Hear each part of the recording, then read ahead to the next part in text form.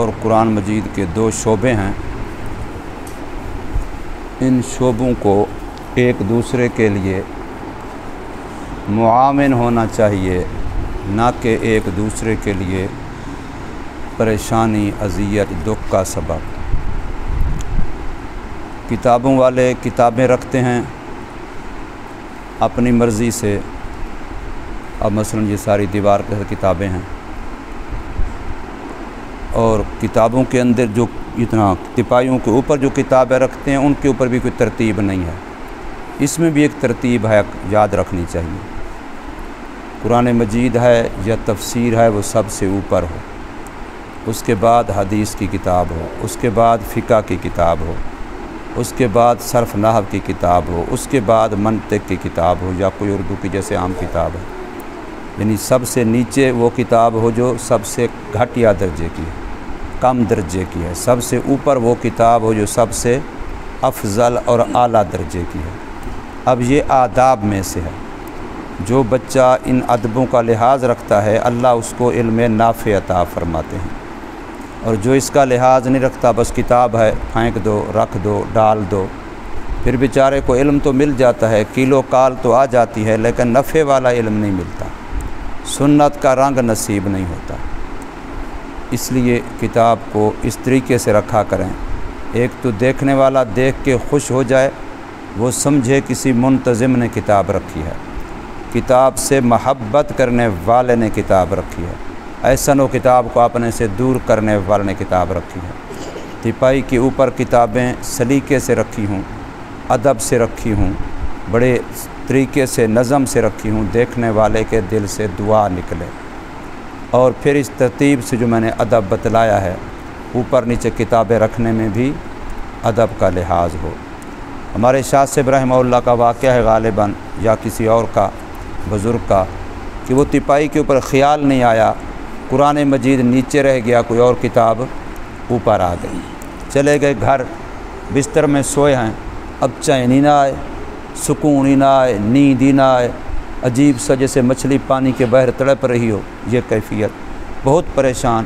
آخر اٹھے، وضو کیا، چلو مسجد میں جا کے 2 رکعتیں پڑھتا ہوں، اللہ سے دعا مانگتا ہوں۔ جب مسجد میں آئے 2 رکعتیں پڑھ لی تو دیکھا ایسے اچانک نگاہ پڑی، وہ کتابیں یوں رکھی ہیں، تو فوراً محسوس ہوا کہ یہ وجہ تھی، اور کتابوں کو سیٹ کیا، واپس جا کے سوئے تو سکون کی نیند آ گئی۔ تو اس لیے یہ چیزیں ہمیں معمولی لگتی ہیں، لیکن حقیقت میں یہ معمولی نہیں ہیں، یہ بہت بڑی ضروری چیزیں ہیں، اور ان کا احساس اور ان کا عمل آج سے جذبہ پیدا ہو گیا تو آئندہ چلے گا، اگر بے حسی کی کیفیت بن گئی تو پھر آگے بہت نقصان کا خطرہ ہوتا ہے۔ قرآن مجید کتابوں والے بھی پڑھتے ہیں، قرآن والے بھی پڑھتے ہیں، ان کے پاس تو ہوتے ہی قرآن مجید ہیں، تو ایک تو ان کے قرآن مجید الگ الگ ہونے چاہیے۔ جو قرآن والوں کے قرآن ہیں وہ کتابوں والے نہ اٹھائیں، کوئی ترتیب، اگر مجبوری ہے، ضرورت پڑتی ہے، نہیں ہیں، ادھورے ہیں، پورے نہیں ہیں، تو اس کے لیے انتظام کیا جائے، ان کی تکلیف کا سبب نہ بنا جائے، اور پھر رکھنے کی جگہ بھی دونوں کی الگ الگ ہو، کتابوں والوں کے قرآن مجید رکھنے کی الگ جگہ ہو، قرآن مجید والوں کے رکھنے کی، قرآن مجید کی سپارے قیدوں کی الگ جگہ ہو، تاکہ ان کو ان کی وجہ سے تکلیف نہ ہو، ان کو ان کی وجہ سے تکلیف نہ ہو، ایک دوسرے کے لیے راحت کا ذریعہ بنے۔ اسی طریقے سے تپائیاں ہیں، جتنی کم ہیں ان کا انتظام کیا جائے، اللہ سے مانگی جائیں۔ ایک تو مصیبت ہے ہم مولوی اللہ سے مانگنا بالکل بھول گئے ہیں، بندوں کی طرف نگاہ جاتی ہے، آٹا کم ہے، دانے کم ہیں، روٹی کم ہے، آلو کم ہیں، کیا بنے گا، فلاں تلاش کرو۔ یہ نہیں کہ وہ بھی تو کھڑا ہے، میں نے اگلے دن یہاں عرض کیا ہے، میں اگر 50 بندے کو جا کے شہر میں ملوں کہ ہمیں فلاں چیز کی ضرورت ہے، تو ان سب کے دل کس کے قبضے میں ہیں؟ تو اللہ تو یہاں بھی ہے، تو میں یہاں بیٹھ کے اللہ سے کیوں نہ تار ملا لوں؟ انہی 50 کے دلوں میں اللہ ڈال دے گا، ڈالے گا کہ نہیں ڈالے گا؟ اللہ کے لیے کوئی مشکل ہے، لیکن ہم لوگوں نے یہ بالکل مانگنا ہی چھوڑ دیا ہے، اس کا ڈھنگ طریقہ بھی ہمیں نہیں آتا۔ یہ طالب علم کس سے مانگتے ہو؟ امی سے، ابو سے۔ کیوں امی ابو خدا ہیں یا خدا کوئی اور ہے؟ ہیں؟ لیکن ناراض کس پہ ہوتے ہو؟ پیسے تھوڑے ہیں، یہ چیز ہے، کپڑے ہیں، فلاں ہے۔ بھی اللہ سے تعلق بناؤ، خدا کے بندے، پھر اللہ ان کے دل میں ڈالے گا انشاءاللہ۔ اللہ نے جس گھر میں پیدا کیا، تم اپنے سوچ سمجھ کے اس گھر میں پیدا ہوئے جو اللہ نے وہاں پیدا کیا، اللہ نے پیدا کیا۔ تمہاری امی، تمہارا ابو تم نے خود بنائے، اللہ نے بنائے نا، تو جن کو جہاں اللہ نے بھیجا ہے تو اللہ ان کے دل میں بھی ڈالے گا۔ تو ہمارا کام ہے ہم اللہ سے تعلق جوڑیں، اللہ سے مانگیں۔ بات سمجھ آ گئی؟ دو نمازیں ہماری ایسی ہیں جو نیند کے بعد آتی ہیں، ایک صبح کی نماز، ایک ظہر کی نماز۔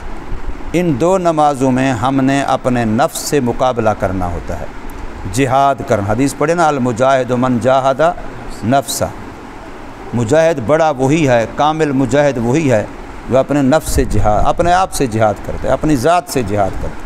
شروع اپنی ذات سے کہ میرا مقابلہ اپنے آپ کے ساتھ ہے، گویا کہ خود دو ہو جاتا ہے، اپنے اندر سے نکل کے ایک سامنے کھڑا ہو جاتا ہے، کہتا ہے ٹھیک ہے آؤ اب مقابلہ ہے، کہ تو مجھے ادھر لگانے کی کوشش کرے گا، میں نہیں لگوں گا۔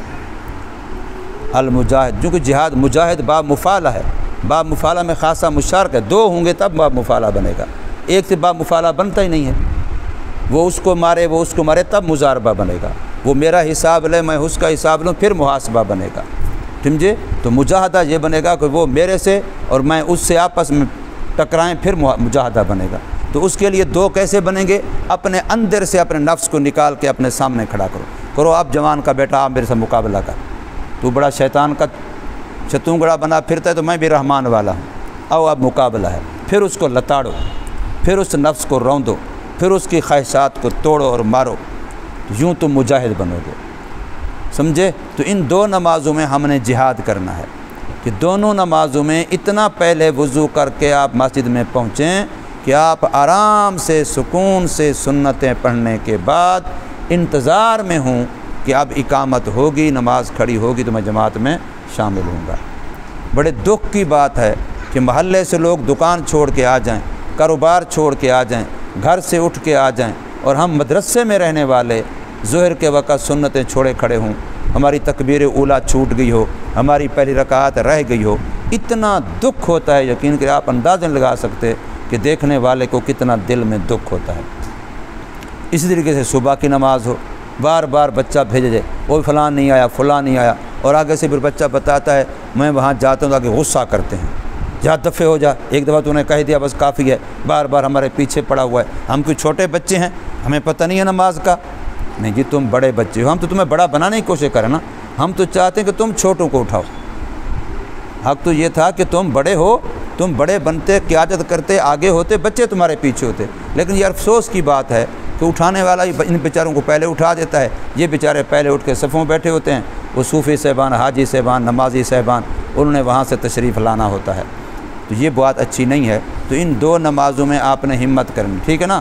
کبھی بھی ایک دن بھی بغیر کسی عذر کے، اللہ نہ کرے کوئی مجبوری، کوئی ایک موقع ایسا نہ آئے کہ فجر کی نماز میں ہم سنتیں جلدی جلدی پڑھ کے وہ جو رکعت نکل جائے گی جلدی جلدی کریں، ایسا کر رہے ہوں، یا ظہر کی نماز میں ایسا کر رہے ہوں، یا ہماری سنتیں چھوٹ رہی ہوں اور ہم فرضوں کے بعد پڑھ رہے ہوں، یہ بات نہیں ہونی چاہیے، ٹھیک ہے نا؟ سارے بچے اس بات کا اہتمام کریں۔ ہم یہاں دین سیکھنے کے لیے آئے ہیں، یہاں دین پر عمل سیکھنے کے لیے آئے ہیں، یہاں دینی ماحول میں اپنے آپ کو ڈھالنے کے لیے آئے ہیں، یہاں اپنے اوپر سنت کا رنگ چڑھانے کے لیے آئے ہیں۔ اب دریا پانی کا بہہ رہا ہے اور لوگ کہہ رہے ہیں اب یہاں پانی میٹھا بھی ہے، شیریں بھی ہے، صاف بھی ہے، شفاف بھی ہے، پی لو۔ ایک بندہ پیتا نہیں ہے اور جا کے وہاں کہتا ہے میں فلاں علاقے میں گیا تھا، وہاں تو میں پیاسا مر گیا، ان لوگوں نے مجھے پانی بھی نہیں پلایا۔ اب شکوے کر رہے تو پھر اس کو کیا کرنا چاہیے؟ حالانکہ اس کے سامنے دریا بہہ رہا تھا اور اس کو کہا جا رہا تھا کہ یہ دریا بہہ رہا ہے، پانی صاف بھی ہے، میٹھا بھی ہے، پینے کے قابل ہے، آپ پی لو۔ لیکن وہ کہتے ہیں نہیں، چونکہ انہوں نے اٹھا کر کے پانی کا گلاس میرے منہ کے اندر ڈالا نہیں ہے، لہٰذا وہ جا کر کے شکوے کر رہا ہے کہ میں فلاں مدرسے میں گیا، وہاں تو یہ کمزوری ہے، وہاں تو یہ کمزوری ہے۔ یہ نہیں کہ کمزوری کے لیے میدان دیا جا رہا ہے، سارا معاملہ تقدیر کا ہے، روزی مجھے وہ ملنی ہے جو میرے مقدر میں لکھی ہے، یا کوئی اور ملنی ہے؟ روزی میری دنیا کے جتنے معاملات ہیں وہاں تقدیر ہے، اور جو دین کے معاملات ہیں وہاں میری محنت ہے۔ یہ کہا جاتا ہے نا کہ رزق دنیا بقدر مقدر اور دین بقدر محنت۔ اب ہم دین کے لیے محنت نہیں کرتے اور دنیا کے لیے شکوے کرتے ہیں، تو یہ ہماری کمزوری، اللہ ہمیں سمجھ نصیب فرمائے۔ تو سارے بچے ان چیزوں کا خیال کریں۔ اور ویسے بھی مستقل، میں پچھلے سال بھی بار بار کہتا رہا ہوں، انسان کی زندگی وہ نہیں ہے جو دوسروں کو اذیت میں گزرے۔ کمروں میں رہتے ہو، بستروں کا مسئلہ ہے، جوتوں کا مسئلہ ہے، ٹوٹیوں کا مسئلہ ہے، غسل کا مسئلہ ہے، کسی کے صابن کا مسئلہ ہے، کسی کی کتاب قلم کا مسئلہ ہے، میری وجہ سے کسی اور کو اگر تکلیف ہوتی ہے تو میں انسان کہلانے کے قابل نہیں ہوں۔ بس یہ فیصلہ ہے، پکی ٹھکی بات ہے، اور یہ شریعت کا فیصلہ ہے، دین کا فیصلہ ہے۔ انسان دوسرے کے لیے راحت کا ذریعہ بنتا ہے، آرام کا ذریعہ بنتا ہے، اپنے آپ کو دکھ دے کر کے دوسرے کو راحت دیتا ہے، اپنے آپ کو دکھ دے کر کے دوسرے کو راحت دیتا ہے۔ یہ جذبہ اپنے اندر پیدا کرو اور اس طریقے سے رہن سہن اختیار کرو۔